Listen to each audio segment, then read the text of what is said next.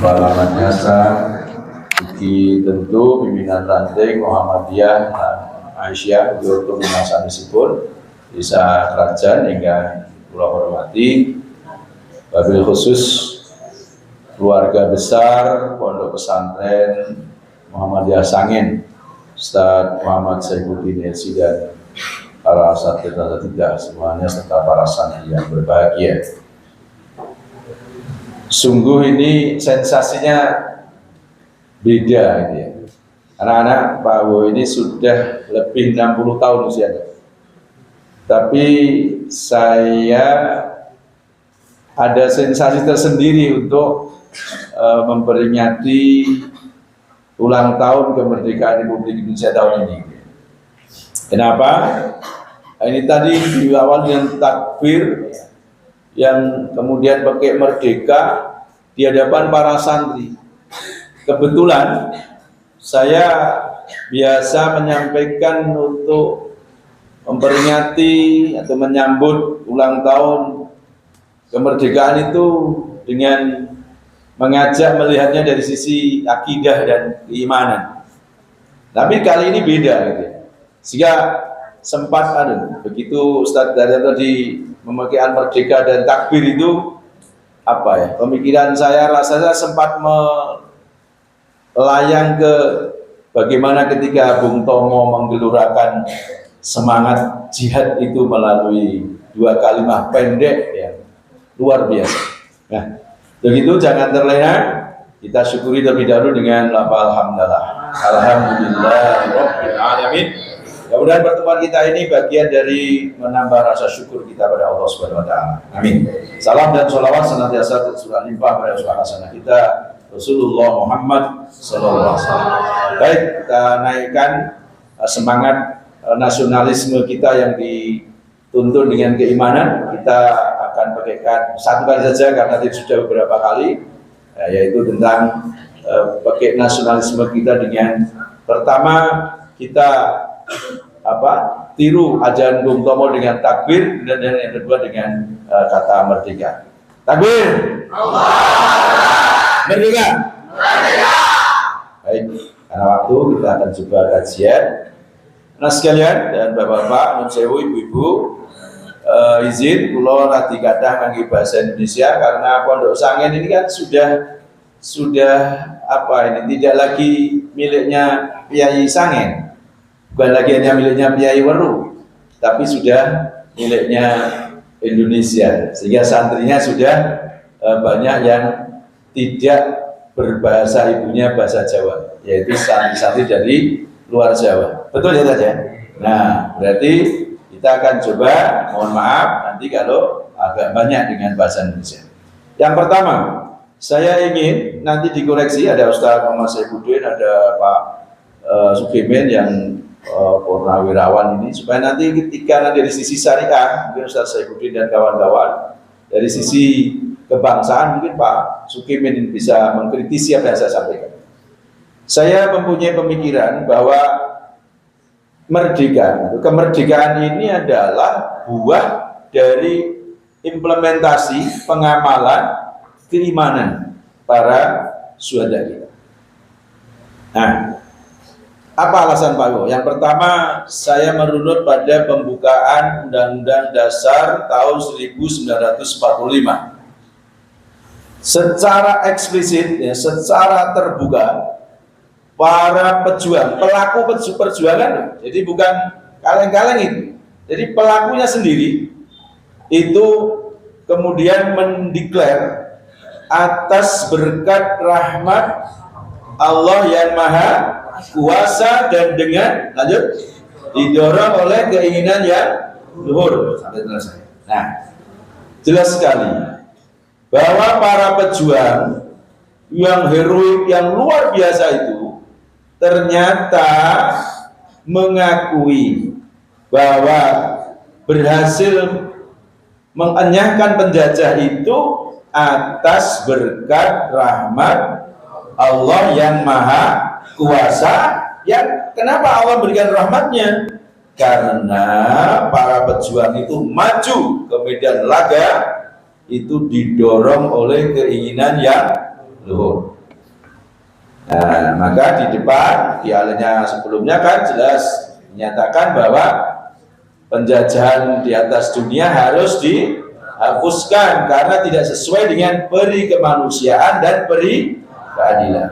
Nah, disitulah terkait para ulama tentu paham bahwa ada prasyarat kalau suatu bangsa menghendaki rahmat dan berkah Allah. Satu contoh, ini mohon maaf Ustaz, para asatidz kalau saya salah dikritisi. Saya mengambil contoh surah Al-A'raf ayat 96. Bagian dari ayat itu Allah pahamkan pada kita, a'udzubillahi minasyaitonirrajim, walau ana ahlal qura amanu wattaqau la fatahna alaihim barakatim minas samai wal ardh.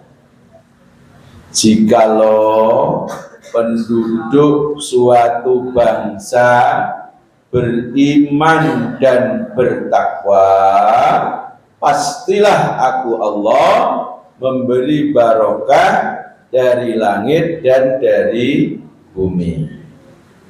Kalamun penduduk sawijining negara padha iman lan takwa, mesti ingsun Allah paring berkah saka langit lan saka bumi.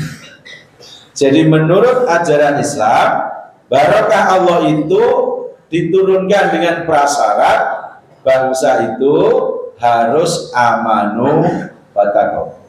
Nah, lalu kemudian pembuktian kedua, saya katakan 17 Agustus 1945 sudah proklamasi Indonesia ini diproklamirkan oleh Bung Karno dan Bung Hatta.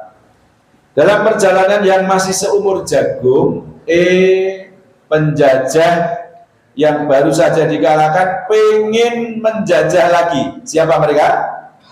Belanda. Melalui wadah apa? Mereka ingin menguasai lagi? Nikah. Bonceng siapa? Sekutu. Sekutu saat itu dipimpin siapa? Inggris. Nah, saat itu yang maka ingin meluluh lantakkan Surabaya. Nah, di bulan yang kemudian dikenal sebagai Hari Pahlawan, berarti bulan apa? November.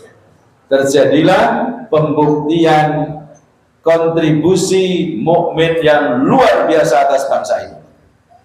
Nah, mereka ingin untuk kemudian menguasai lagi Surabaya khususnya dan Indonesia pada umumnya. Tetapi kembali keimanan menunjukkan perannya para mukmin itu. Dua kata yang dirangkai menjadi satu oleh Bung Tomo dari kata Allahu dan Akbar. Mas Saifuddin, nanti kalau saya salah dikritisi ya. Jadi katanya yang benar menyebutnya Allah atau Allah, nanti setelah selesai saya mau dicerahkan. Kemudian Akbar terangkai dengan kalimat takbir. Kita buktikan takbir. Dua kata itu ternyata mampu memotivasi rakyat Surabaya khususnya dan Indonesia pada umumnya, yang kemudian ribuan bahkan berpuluh ribu turun ke gelanggang pertempuran, membuat sekutu geleng-geleng kepala. Sehingga kemudian bendera yang tadinya bendera 3 warna miliknya siapa? Belanda, apa? Merah, putih, biru, dirobek menjadi 2 warna, hilang yang warna biru sehingga tinggal warna merah dan putih. Takbir! Luar biasa. Itu kemudian pembuktian. Anak-anakku yang berbahagia, yang saya sayangi, kalau para sepuh mungkin sudah lebih tahu daripada Pak Ibu. Kalian bisa bayangkan, maju ke medan perang ada risiko tidak? Risikonya apa? Mati. Selain mati ada yang lebih rendah lagi apa? Lebih ringan lagi, luka. Harus tombok ini, tombok itu. Tapi tetap dilakukan. Adakah yang menggaji? Nggak ada. Ada yang menanggung BPJS? Urung eneng gitu ya? Nggak ada. tapi rela hati mereka turun ke medan laga. Wis ngerti risikone cilik loro gedene mati di jalan. Kenapa? Karena seorang mukmin itu kala taat pada Allah dan Rasulnya, Rasul berpesan, man ra'a minkum munkaran falyughazzirhu biyadihi. Ketika mukmin itu melihat kemungkaran, maka wajib mengubahnya biyadihi dengan kekuatan tangan. Fa'ilam yastati, kalau dia mampu ya babi lisanihi, dengan lisannya. Kalau tidak mampu babi qalbihi, dengan hatinya. Walaupun ini ada catatan dari Rasul, wadzalika adhaful iman. Maka kemudian para alim, ya, ulama dan santri-santri dimengertikan penjajahan tadi perilaku yang menjunjung peri kemanusiaan atau menciderai kemanusiaan. Menciderai. Karena penjajah itu bersifat apa? Ayo, anak sangen dan santriwan-santriwanti, penjajah, semua penjajah pasti punya sifat yang pertama apa? Memonopoli, rakus. Betul, pasti kan? Dia ingin memiliki yang bukan haknya, betul? Yang kedua apa? Apa? Licik. Apalagi? Keji kan? Keji pasti. Kemudian suka adil apa tidak adil? Enggak adil. Jadi perilaku buruk tadi memberi kebebasan berekspresi atau membatasi? Membatasi. Sehingga kemudian ada harkat dan martabat bangsa yang dijajah itu dihabisi oleh penjajah. Maka itu perbuatan ma'ruf apa mungkar? Mungkar. Karena mungkar maka harus dilawan, diubah. Biyadihi. Nah, kaitkan lagi dengan ayat, penanda mukmin itu ketika disebut asma Allah, wajilat qulubuhum, bergetar hatinya. Getaran di sini adalah berupa kemudian motivasi untuk apa? Coba semboyannya pejuang kalau maju ke medan laga, iskariman. Nah, itu kalau dalam bahasa pejuang umum, lebih baik mati berkalang tangan daripada hidup di bawah tangan penjajah. Mati syahid atau hidup yang mulia, itu harus ditanamkan. Nah, anak-anakku terutama dan jamaah rahimakumullah pada umumnya, sekarang zaman sudah berbeda. Dulu adalah dalam rangka meraih modal dasar untuk membangun bangsa, namanya kemerdekaan.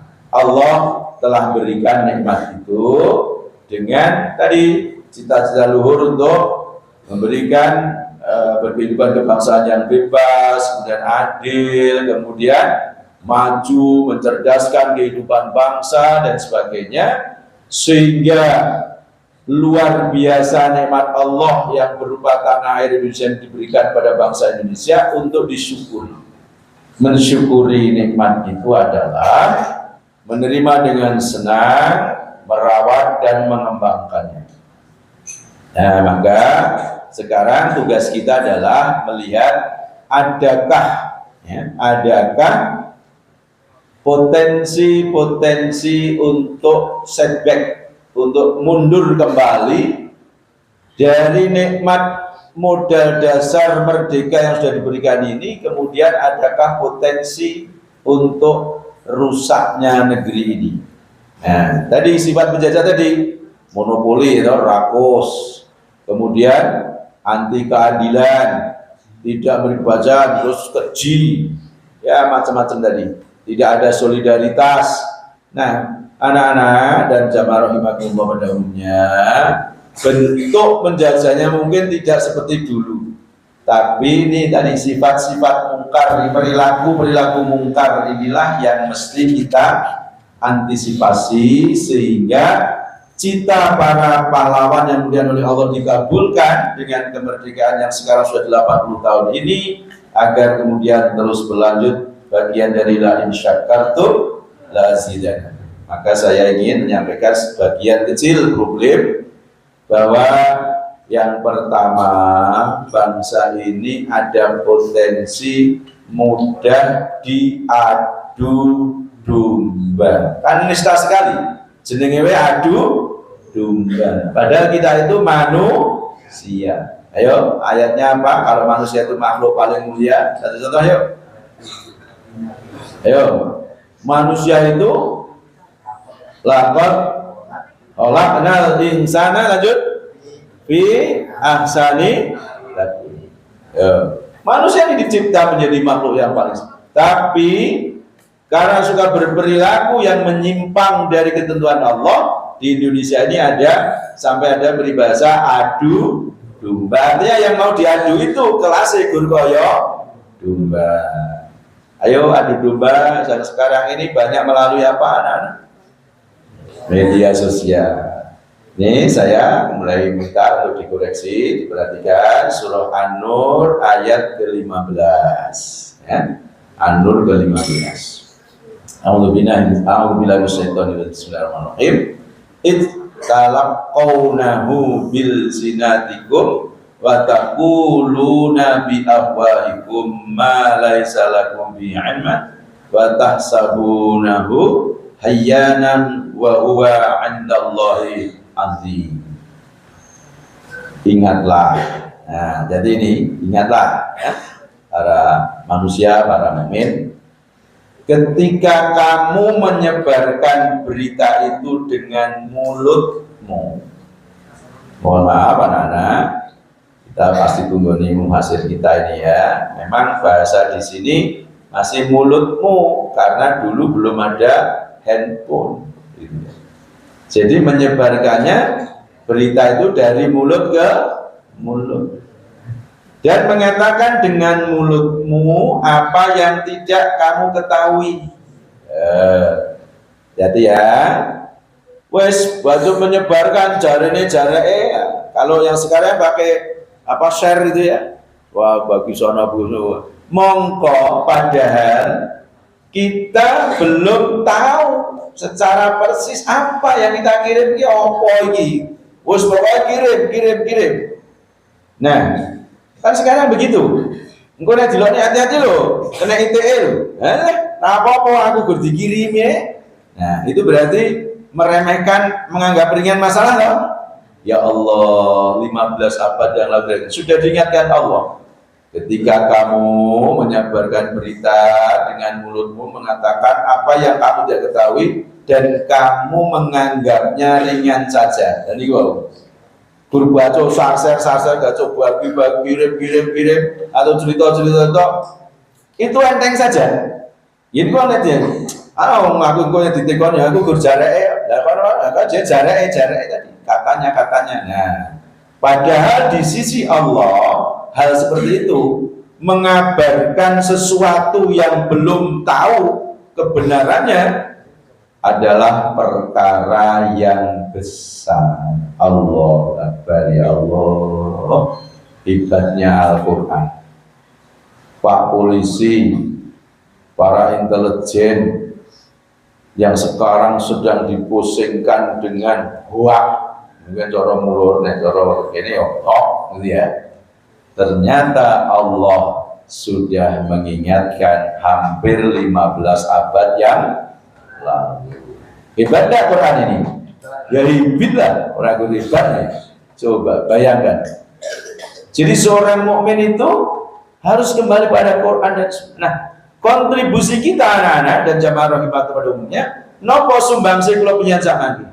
Sumbangsi kula penjenengan adalah hati-hati ketika mendapatkan kabar menaik pikantuk berita baik lisan maupun tulisan, maka kita amalkan Al-Hujurat ayat 6. Kalau tadi An-Nur 15, sekarang Al-Hujurat ayat 6. Allah pesankan, Allah wajibkan, Allah perintahkan. A'udzubillahi minasyaitonir rajim. Ya ayyuhalladzina amanu. Ibu bapak, para putra, siapa yang diseru? Orang-orang yang beriman. Dan terserah nyata pulau. menaik klubnya kepingin jadi orang beriman, ya perhatikan seruan ini. Apa seruannya? In ja'akum fasikun binaba'in fatabayyanu an tusibu qauman bijahalatin fatusbihu ala ma fa'altum nadimin. Luar biasa bekal Allah untuk kita. Wahai orang-orang yang beriman, jika seorang fasik datang kepadamu membawa suatu berita, fattabayyanu, maka telitilah kebenarannya agar kamu tidak menimpakan musibah kepada suatu kaum tanpa mengetahui keadaannya yang menyebabkan kamu menyesal atas perbuatanmu itu. Masya Allah. Ini kan banyak kata ingkang urung cetha wis kebacut digugu. Nah, ini kalau yang anak muda Jawa, kok ngerti ora? Coba tak wiwiti jadi lakon nggon wayang. Ini kalau udah pada paham, mungkin nanti biar Mas Yai Muhammad Saifuddin juga mencari cara. Anak-anak tahu ya budaya wayang kulit gitu. Tahu. Raja Pringgondani siapa namanya? Gatot Kaca. Niku wis raja berikutnya. Ketika ada kabar bahwa Pringgondani akan diserbu oleh Ngastina, Pringgondani saat itu rajanya masih Prabu Tremboko. Buto itu. Nah, Tremboko beberapa jadwal sowan kok tidak sowan, lalu diutuslah Raden Pandu dari Ngastina itu untuk untuk tabayun ke Pringgondani. Ya namanya utusan raja resmi tentu membawa pengiring bawa pasukan. Nah, ketika itu ada namanya Sengkuni. Sengkuni nyolong laku, ini sing kok seberang ora ngerti nyolong laku, mendahului perjalanan. Nah, Sengkuni lebih dulu sampai di Pringgondani, terus ngomong sama Ratu, Tremboko, siapno pasukan. Loh, ada apa? Aman damai kok. Kepiye toh? Kamu ingin negerimu hancur apa tegak? Yo tegak lah. Baik, percaya saya. Hari ini Ngastina mengutus pasukan untuk menghancurkan Pringgondani. Gak mungkin lah kami bersahabat. Itu sudah Anda percaya?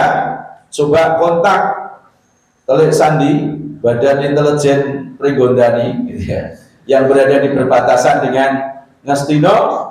Segera cepat kalau ada suatu konflik. Ternyata betul. Jelas dong dari Ngastina memang ada utusan resmi. Panji-panji Ngastina diiring dengan pasukan. Nah, betul ngirim, betul. Pandu membawa pasukan. Tanpa tabayun, langsung percaya pada Sengkuni, Tremboko ini. Siapkan pasukan, begitu pasukan Ngastina masuk, habis terjadi perang besar, mati Tremboko. Korban dari apa tadi? Sengkuni, berita yang belum disaring tadi, belum ditabayun. Masya Allah. Lah untung wayang. Dan bal-balan kerajaan karo kelir. Wah iki mau kerajaan dicurigai jare bayar wasit. Puasa karo wah. Kowe iki jare nuarman. Wah, padahal ini gurare dolan. Wes, waduh sing balas. Nah, maka sifat mukmin adalah sabar. Ini anak-anak, dilatih kesabarannya. Kemudian kalau ada berita-berita yang kira-kira ada tindak lanjut, hendaknya tabayun dulu, tenang.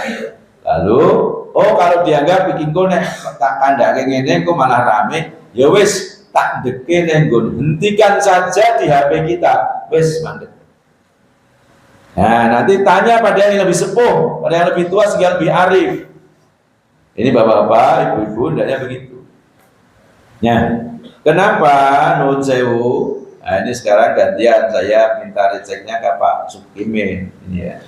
Jadi di Sukoharjo ini mulai ada perilaku menyimpang dari anak-anak muda. Saya nggak tahu karena saya sudah matur kepolisian untuk diusut lebih tuntas. Apakah ini hanya ekspresi kecil-kecilan dari anak-anak muda atau terorganisir? Tapi kalau akhir-akhir ini saya kaitkan munculnya One Piece misalnya, kalau One Piece langsung tahu semua ya. Nah, One Piece itu tokoh apa kira-kira? Asli apa fiksi? Ini kok udah digugu? Karena apa? Karena sing tokoh asli sudah kena sing ditiru, mungkin begitu ya. Nah, ini tidak boleh terjadi ya. Maka Allah mengingatkan ya, ketika kita akan berdakwah itu, An-Nahl 125 itu adalah dengan kita memberi keteladanan. Ya, jadi One Piece ini baru sesuatu yang biasa anak-anak. Mungkin produknya siapa? Jepang. Sementara dulu di Jawa juga ada. Ujarnya fiktif. Nek diyakini enek. Jenenge tokoh Maiso Jenar. Nah, ini kalau saya Pak Dar, Ustaz Saifuddin, Pak Ahmad Baru, Mas Pak. Kemudian yang sepuh-sepuh, wah nogososo sabu inten, kaya tenang. Padahal itu rekaan, itu karyanya Eza Mintarjo. Ya padha sakniki bocah-bocah wedok dhewe putune dhewe terus do One Piece, ya pun kaget lah sakniki wacanane Jepang gitu ya. Itu kan kalau tokoh asli itu sudah mulai tidak bisa digugu, akhirnya lari ke tokoh fiktif. Tapi kalau kita tidak, tadi selalu insya Allah setelah ngaji saya selalu mengingatkan diri saya khususnya jamaah umumnya, kita ini punya teladan tanpa catatan. Satu-satunya manusia teladan tanpa catatan adalah Rasulullah Muhammad SAW. Sekedar untuk apa gayeng-gayeng anak-anak sangen mungkin baca-baca atau mengikuti wali silakan. Tapi bagaimanapun itu tokoh rekaan.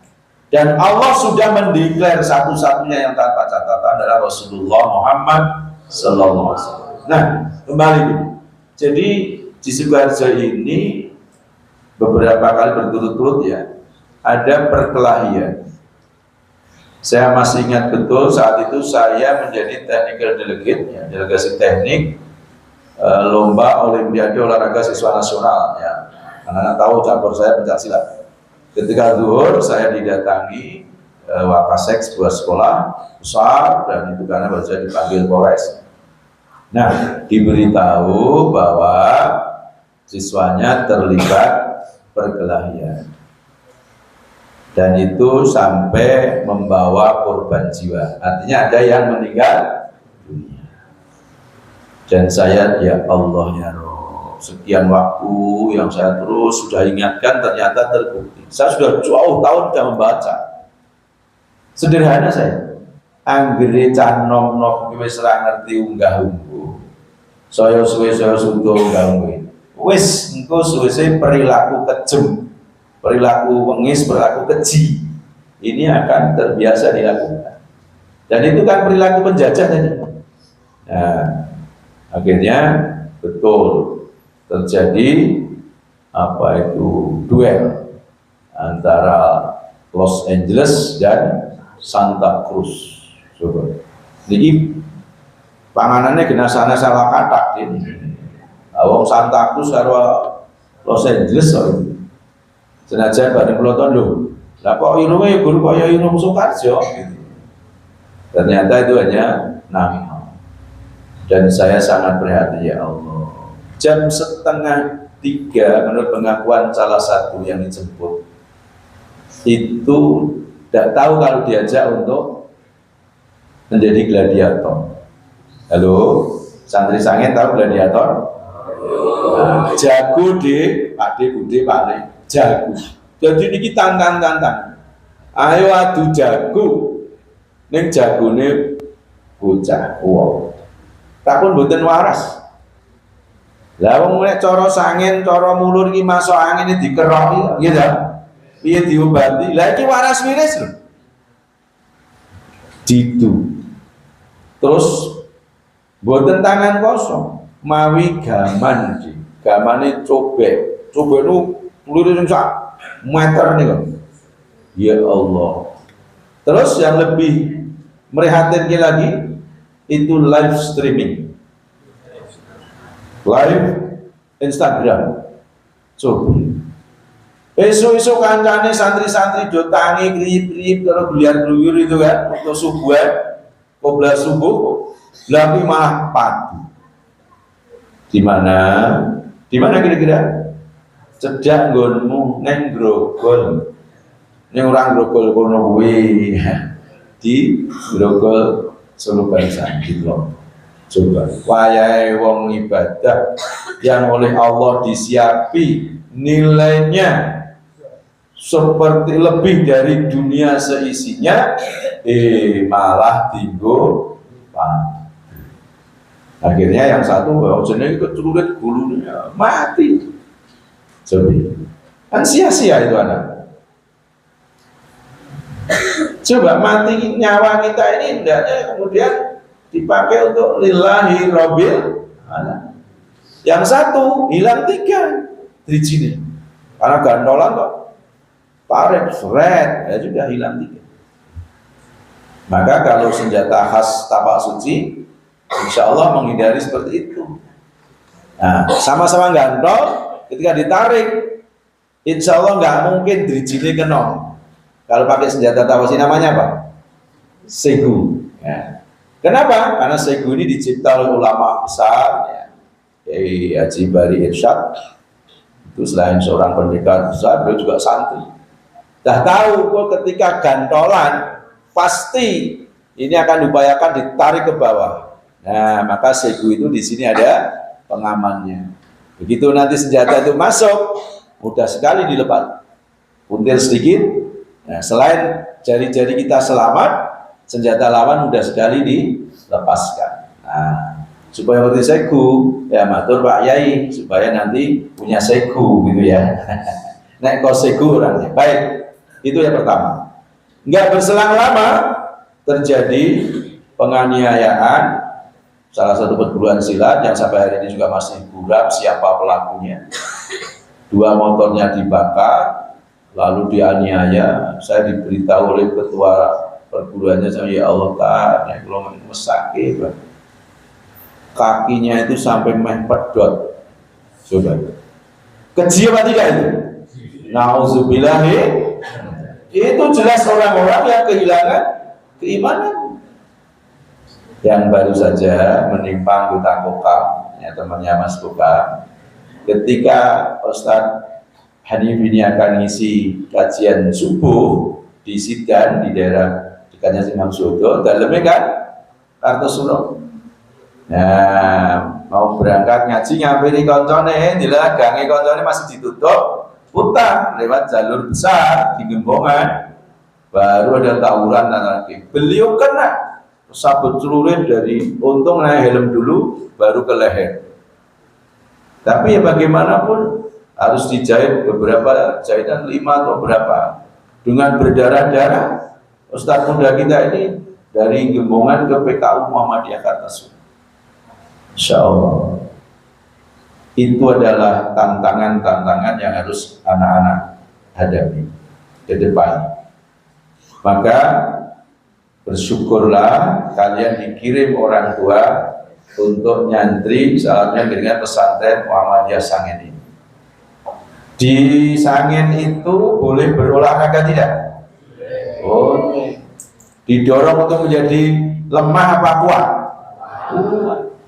Karena di Sangen tentulah mengingat dawuh Kanjeng Nabi al-mu'minu khairun wa haballallah minal mu'minin. Sekarang tinggal kembali pada kalian akan menjadi lemah atau menjadi kuat, itu adalah kalian. Nah, maka untuk melatih sabar, karena beberapa ini waktu saya lanjut saja. Ayat yang ke-10, A'udzubillahi minasyaitonirrajim. Innamal mu'minuna ikhwah faslihu baina akhawaykum wattaqullaha la'allakum turhamun. Sesungguhnya orang-orang mukmin itu bersaudara, maka damaikanlah antara kedua saudaramu dan bertakwalah pada Allah agar kamu mendapat rahmat. Ini karakter mukmin. Pertama, kita harus menganggap orang iman itu satu dengan yang lain adalah ikhwah, adalah saudara. Nah, saudara itu dimungsuhi apa dibantu? Ta'awanu 'alal birri wa taqwa. Bahkan kalau ada yang sedang berselisih, enek sing padudon, enek sing lagi akur, perintah Allah, damaikanlah kedua saudara. Jangan menjadi sengkuni tadi, tukang provokasi. Jangan. Tugas kita adalah mendamaikan dan bertakwalah kepada Allah. Iman kita harus meningkat menjadi ketakwaan. Takwa itu diantaranya adalah wa mimma razaqnahum yunfiqun. Kemudian juga wal kadhiminal ghaidh, mau menahan amarah, wal afina 'anil nas, suka beri maaf, wallahu yuhibbul muhsinin, dan seterusnya. Nah, ayo itu pribadi-pribadi mutakin itu kita wujudkan dalam mengisi kemerdekaan ini. Nah, karena waktunya juga akan segera upacara, ada 1-2 lagi. Ayat 11 surah Al-Hujurat, terjemahnya kurang lebih, wahai orang-orang yang beriman, halo jamaah, siapa yang diseru di sini? Orang-orang yang beriman. Janganlah suatu kaum mengolok-olok kaum yang lain. Nah, ini kan sering padu-padu ngigur akibat olok-olok. Kita baru disuguhi, dan saya mengikuti. Dulu kira-kira 3-4 sebulan yang lalu, usia-usia yang bertikai masih usia-usia saya, Pak Sukemen, Pak Dar yang sudah 50-an ke atas masih. Tapi sekarang ini saya ikuti kira-kira pekan terakhir ini sudah melibatkan anak-anak ini SMP, SLTA ini dengan peci-peci yang berlambang ormas tertentu. Tapi masya Allah, nauzubillah, lisannya tidak mencerminkan remaja muslim. Dia rofas, dia kotor lisan. Pertikaian siapa toh Pak?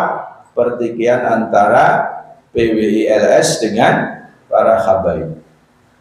Nah kalau PWILS muslim apa bukan kira-kira? Ya muslim lah.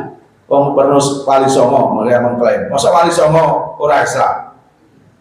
Kalau habaib muslim nggak kira-kira? Muslim. Ini yang saya sering diledek oleh anak-anak muda yang sekular. Nah, itu Pak Wiwo. Saya yakin nanti beberapa saat ini saya diundang lagi. Lihat itu. Katakan selatan jalan bertakbir, utara jalan bertakbir. Tapi selatan melempar batu, yang utara juga melempar batu. Bandem-bandeman. Terjadi klasik kejar-kejaran sampai pada saling bacok. Nauzubillahi. Kenapa bisa begitu? Padahal di sini tadi diingatkan bahwa sesungguhnya mukmin satu dengan yang lain ada saudara. Dan ini karena mengolok-olok, olok-olokan. Wallahualam saya tidak tahu yang mana yang memulai. Tapi kalau saya lihat materi saya ini kemarin saya bertemu tokoh NU, saya diberi ucapan selamat. Matur nuwun Pak Wi, biar kesolakan itu. Saya sudah pengen, tapi saya pakai karena ya tidak tahu pakai. Artinya bahwa kedudukan Muhammadiyah ini harus menjadi wasatiyah, menjadi penengah. Tadi kan harus mendamaikan tadi ya. Maka saya ketika dia cerita begitu, saya coba ya cobi tenang lumayan, ojo gurgule benere dewe. Ini kan pemahaman yang kurang pas. Islam mengajarkan untuk menjadi mulia itu berdasar nasab apa berdasar ketakwaan? Ketakwaan. Nah ini kan berdasar nasab.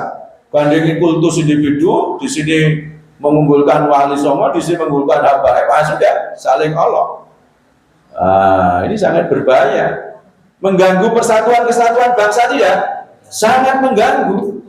Tugas kita adalah mendamaikan, bukan ngompor-ngompor. Itu. Maka jangan saling mengolok. Karena Allah ingatkan, boleh jadi mereka yang diperolok-olok lebih baik dari mereka yang mengolok Allah. Nah ini menurut saya ibu-ibu, mbak-mbak. Dan janganlah pula perempuan-perempuan mengolok-olok perempuan lain. Nah, ini kok secara khusus ya. Mungkin ya paling sering gara-gara ibu-ibu olo-oloan ya. Jagung lah dia mau, entok cenggereng ya. Gosong ya, nah kalau ini dirembuk kok ini bapak-bapak kan ya rapati. Jadi ini hati-hati ibu-ibu, karena Allah peringatkan secara khusus.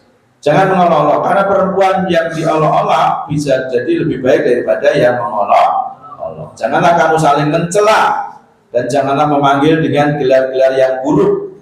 Bes, pokoknya kira-kira. Pokoknya saya ngelak-ngelak aja, oke? Nek bro ya, nek sepakat ya apa-apa gitu. Wong jenenge ape-ape Hasan celukane malah wah misalnya ada. Kok iki celukane muncul ki sapa? Aja toh Hasan lah jenenge celukane muncul. Ini diperingatkan oleh Allah, nek nganti ora trimo, nah ini yang salah yang digelar. Karena panggilan buruk itu adalah dari orang-orang fasik. Barang siapa tidak bertobat, maka mereka orang-orang yang zalim. Nah, ini yang kemudian kita harus hindari tentang hal seperti itu. Terakhir dari saya, ini ada dua hadis terjemahan. Nanti sekali lagi kalau saya salah, tolong dikoreksi. Yang pertama, ketika Rasul menyampaikan saat hari tasyrik, di tengah hari tasyrik Rasulullah mengingatkan, ingatlah Rob kalian satu. Ini terjemah bebasnya. Ayah kalian satu. Tidak ada kelebihan orang Arab atas orang Ajam dan orang Ajam atas orang Arab. Tidak ada kelebihan orang berkulit hitam atas orang berkulit merah dan orang berkulit merah atas orang berkulit putih.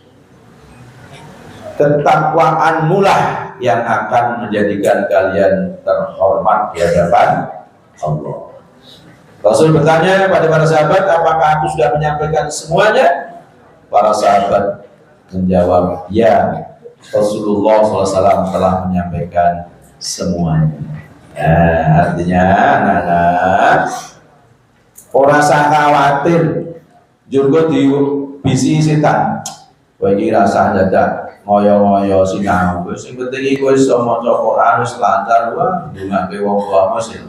Kowe rasa ngimpi, dadak kepengin golek beasiswa yang Mesir. Kowe lingo, anak copo, kowe ora anake wong tani meleni. Lah nek anake ustaz-ustaz kuwi, nah dijari kowe biasa wae. Nah, itu bisikan enggak ada Islam mengajar. Siapapun ya menjaga itu. Takbir. Merdeka. Harus semangat begitu kalian. Jangan sampai mau dibujuk-bujuk yang dia. Kita semua di hadapan Allah sama. Gak peduli mau anaknya siapa. Apakah anak Nabi ada yang durhaka? Ada. Apakah anak Buddha ada yang berpribadi mulia? Ada. Orang saya tak ceritanya itu dadaran Buroni ya dah. Maka lakukan. Bismillah. Itulah Islam.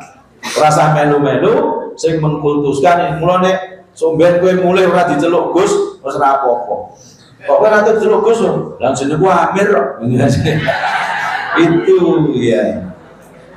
Orang tak disebut kiai ora apa-apa. Karena tinggal perilaku lisan. Oke, jadi itu jangan melakukan politik apartheid. Ada yang suka bola kan? Nah, liga-liga Eropa itu sering dipusingkan dengan rasisme. Wah, Sadio Mane goreng, weh, tuntang, marem, nah misalnya. Nah, ini cerita yang menarik kemarin ya, ketika Pak Wiwo ini akan melepas tim Jateng untuk kejuaraan dunia Tawasi. Ada sekaligus laporan Ustaz, ini alhamdulillah tim Jateng juara umum. Alhamdulillah. Cuma saya lihat ya dari Sangen belum ya. Karena memang belum usianya, itu kan dewasa. Tapi bisa Subharjo sudah ada yang meraih emas.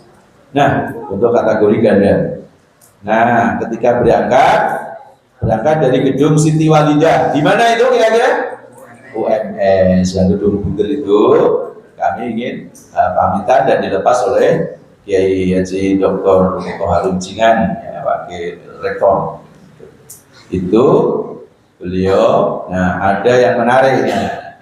Salah satu atlet Uganda itu berangkat 4, yang 3 langsung dari Uganda, yang 1 berangkat dari Universitas 11 Maret karena Mas agak lupa saya namanya. Mas ini kuliah di UNS. Sedangkan sendiri, atur Pak Dr. Nur Bekti, manajer tim Jateng yang wakil dekan 1 di UNS itu, warga prodi olahraga. Boleh. Nah, ketika selesai foto-foto, iya nensingan membela diri saja ya. Tim Jawa Tengah ini yang sing teluane si Black. Ya. Wah, terus aku mau ya ora mudeng, Man. Dikit-dikit nyedai sing kok Uganda, ngejak selfie. Begitu selfie, dikirim kanca-kancane. Ayo, Black endi aku karo iki. Ternyata sing diarani ireng mau ijene sing ngungkuli ireng. Nah, kemarin kejuaraan dunia itu ya Allah, banyak hal menarik, diantaranya termasuk kalau dalam hadis tadi orang kulit hitam atas orang kulit merah. Ternyata 2 warna kulit itu ada. Yang Uganda, Ethiopia itu mewakili kulit hitam dalam pandangan saya, tapi Uzbekistan, Kazakhstan itu kulitnya putih merah, merah-merahan. Jadi kalau saya lihat ibu-ibu weru itu nek dandan do nganggo abang-abang kayak Mary wong Uzbekistan gitu. Nah, jadi memang luar biasa pertemuan itu, sehingga pada para donatur saya ucapkan banyak terima kasih. Jazakumullah khairan. Karena kemarin berangkat itu kan saya minta bantuan-bantuan baik ke AU maupun ke perseorangan. Nah, last but not least, hadis yang kedua yang akan saya sampaikan terjemahnya adalah Rasul bersabda, demi zat yang nyawaku di tangannya, berarti demi Allah.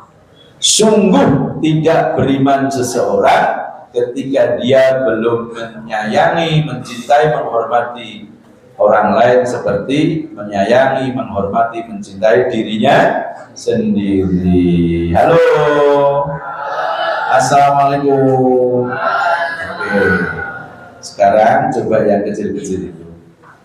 Anak-anak, kalau yang sepuh-sepuh ini saya mau berikan contoh begini. Sampai tadi malam saya diundang tirakatan sebuah desa di Mojolaban, ternyata juga masih perlu perubahan. Kalau jagung dan layak pembanding saya, jagung itu mau punya kerja mantu, menurut anak-anak sudah dirancang sebelumnya atau belum? Dirancang atau belum nek arep mantu? Dirancang. Nek arep nek keselipahan, dirancang dulu apa tidak? Ya, spontan kan? Nah, nek dirancang harus spontan, yang sudah siap biaya yang dirancang apa yang spontan? Dirancang.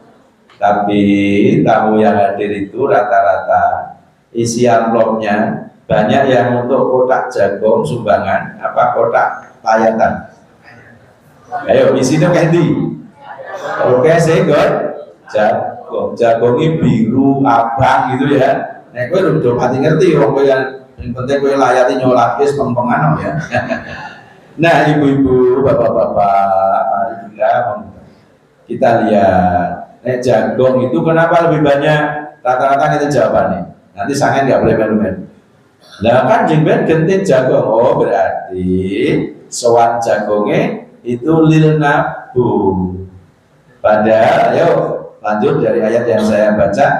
Kul inna sholati, lanjut. Terus.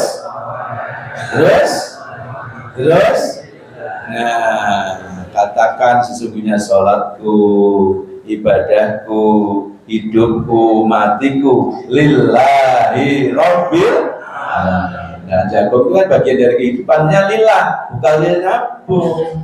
Hati-hati ibu. Nah, lil nabung itu digawe genti, dan rong dino kene koyok. Karena ulama sewu kan merasa sudah menabung 1000 kali, hadir 300. Nah, tapi kalau lillah, no problem. Nah, sementara kalau layat ya tidak setiap layatan. Kita lihat sing situ sopo. Oh, sepuh sudah tanggungan duniawinya sudah cucunya, anaknya sudah mandiri. Tapi kalau yang situ itu tulang punggung keluarga, anaknya masih kecil-kecil, niki bapak, ibu, saatnya amplop kupon banyu kita itu kadang berwarna biru atau merah. Gak apa-apa. Insya supaya kemudian ada kemanfaatan. Baik, Saya kira itu kalau anak-anak ya sesuai dengan umur kalian. Oh, ada kiriman orang tuanya terlambat, dibantulah kalau nggak ada kemampuan. Kalau sendiri nggak mampu, bareng-bareng. Diamalkan itu dalam kehidupan sehari. Insya Allah Indonesia emas akan tercapai. Kalau memperingatinya dengan kacamata akidah. Tapi nek awak dhewe melu-melu, buayem. Nah, ini kan ada kabar, tapi tak kandeke dengan kula. Bojo kula tak kei kabar. Saya dapat video dari teman-teman sekolah saya itu, ini Panjat Pinang hadiahnya janda. Wah, yang kurang ajar itu ya. Nah, alah itu ya, tanduk wae nggonku gitu ya. Ya daripada nanti ikan melecehkan banget gitu ya. Jadi anak-anak tolong ya bijak dalam bersosial media. Ibu bapak jamaah rahimahullah, khususnya anak-anakku yang berbahagia. Demikian yang bisa saya sampaikan. Tentu banyak hilang, banyak salah. Saya mohon maaf. Mau memaafkan? Ya, ada salah ada Allah. Mari kita istighfar. Astagfirullahaladzim. Selamat untuk memperingati 80 tahun kemerdekaan negara Kesatuan Republik Indonesia. Mudah-mudahan menjadikan negeri ini benar-benar mendapat Indonesia emas, jangan Indonesia cemas. Itu kita semangati dengan takbir, takbir, merdeka, Asrulillah wa barakatuh karim wa wasilul mu'minin. Wassalamualaikum warahmatullahi wabarakatuh. Kembali pada pembahasan